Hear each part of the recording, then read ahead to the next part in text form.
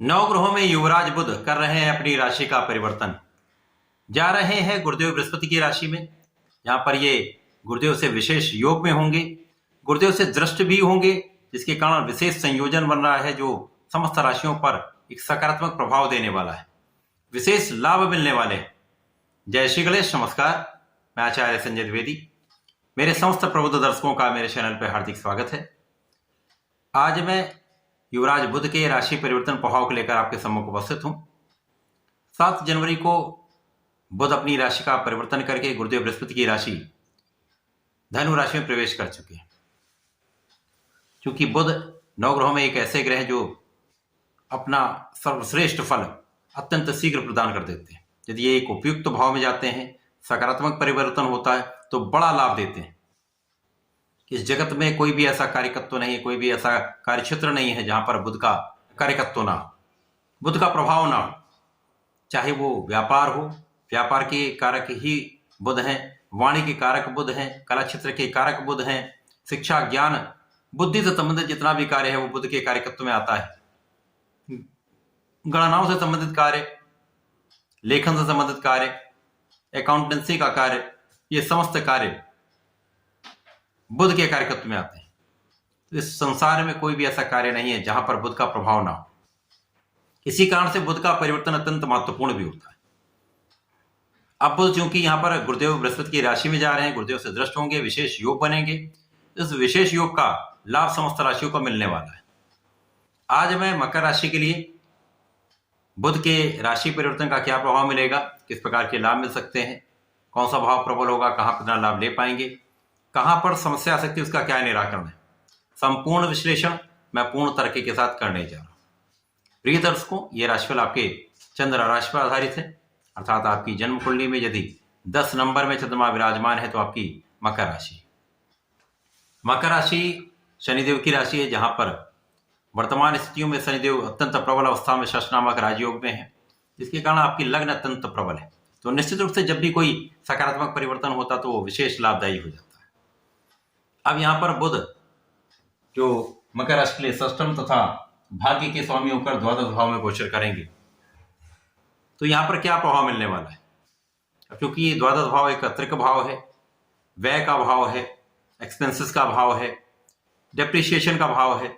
यहां पर जितना किसी भी ग्रह का बल जो है वो निर्बल हो जाता है, क्योंकि यहां पर उसके कार्यकत्व में क्षय हो जाता है, डिप्रिशिएट हो जाता है। जब उसका कार्यकत्व ही डिप्रिशिएट हो जाए तो उसको लाभ उतना नहीं मिल पाता है। मकर राशि के लिए ये बुध का गोचर जब 7 जनवरी को आपके द्वादश भाव में प्रारंभ हो चुका है तो यहाँ पर त्रिग्रहियों का निर्माण होगा। यहाँ पर सूर्य मंगल तथा बुध होंगे। यहाँ पर सूर्य मंगल का महापराक्रमी योग बन रहा है, बुध और सूर्य का बुधादित्य योग बन रहा है, परंतु ये निर्बल होगा क्योंकि ये द्वादश भाव है, एक्सपेंसेस का, व्यय का भाव है, क्षय का भाव है, डेप्रिसिएशन का भाव है, जिसके कारण यहाँ पर इन समस्त ग्रहों के कार्यकत्व में निर्बलता आ जाए। जिस भाव के ये स्वामी है वो भाव निर्बल हो जाता है। अब यहाँ पर बुध षष्ठम भाव के स्वामी तथा भाग्य के स्वामी होकर जब यहाँ पर रहेंगे तो यहाँ पर इनका भाग्य भी कहीं ना कहीं निर्बल होगा। तो मकर राशि के लिए भाग्य भाव की निर्बलता प्राप्त होगी, परंतु यहाँ पर एक विपरीत राजयोग भी बन रहा है। तो ये विपरीत, बल्कि यहाँ पर 2 राजयोग विपरीत रूप से बन रहे हैं जो विशेष रूप से लाभदायी होने वाले हैं। जहां पर आपके विशेष ज्ञान में वृद्धि होगी, आपके अंदर इंट्यूशन बहुत अच्छा हो जाएगा, पूर्वानुमान बहुत अच्छा रहने वाला है, आपकी आध्यात्मिकता में वृद्धि हो जाएगी, आध्यात्मिक यात्राएं हो सकती हैं, पूजा पाठ में आप व्यय कर सकते हैं, अपने ज्ञान को बढ़ाने के लिए आप व्यय कर सकते हैं, जो विशेष रहने वाला है।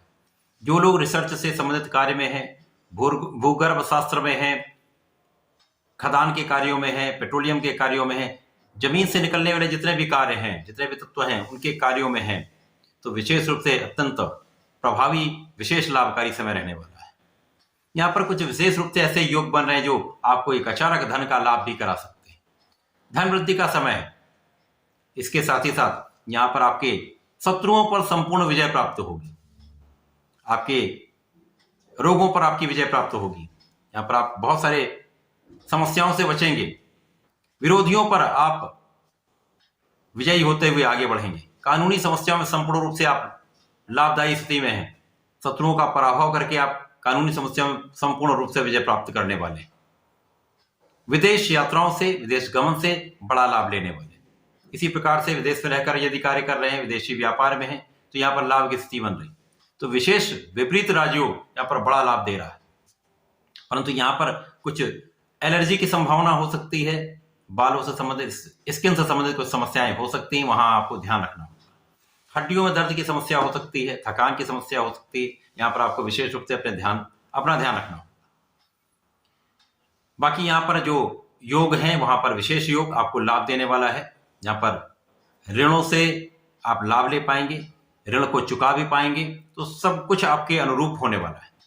केवल और केवल यहाँ पर आपके स्वास्थ्य की निर्बलता हो सकती है, वो भी बहुत बड़ी समस्या नहीं, केवल एलर्जी की या मौसम के कुछ रोग हो सकते हैं, तो यहाँ पर सावधानी रखेंगे तो लाभ मिलेगा।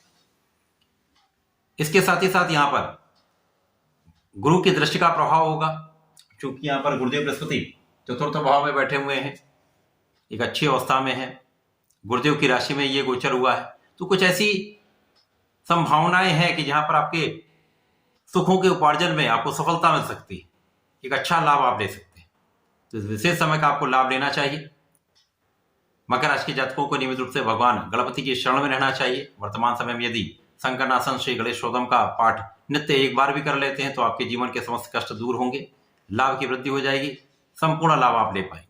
तो ऐसा करके इसका लाभ लें। धन्यवाद, नमस्कार।